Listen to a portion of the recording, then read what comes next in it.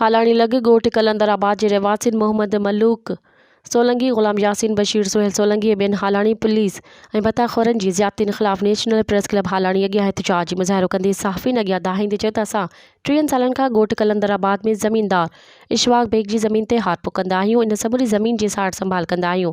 हुन चयो त असांखां एजाज़ रिंद, उसामा सियाल, ग़ुलाम मुश्तबा उर्फ़ मजू रिंद जेको रूपोश आहे ऐं बाबर सियाल केतिरो ई अरिसे खां भत्तो घुरंदा था अचनि।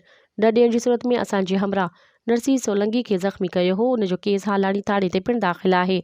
हुन वधीक चयो त मथियां जवाबदार कल्ह वरी भत्तो वठण या न ॾियण ते असांजे मासूम ॿारड़नि सां विड़िया आहिनि, जंहिंजो इतला हालाणी थाणे ते ॾिनोसीं।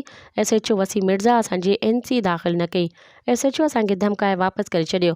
हुननि IG Sindh, DIG शवेदबी Nazirabad, SSP नौशरफ Firoz खां मुतालबो कयो त भत्ताखोरनि ख़िलाफ़ क़ानूनी कार्रवाई करे गिरफ़्तार कयो वञे ऐं असां सां इंसाफ़ कयो वञे।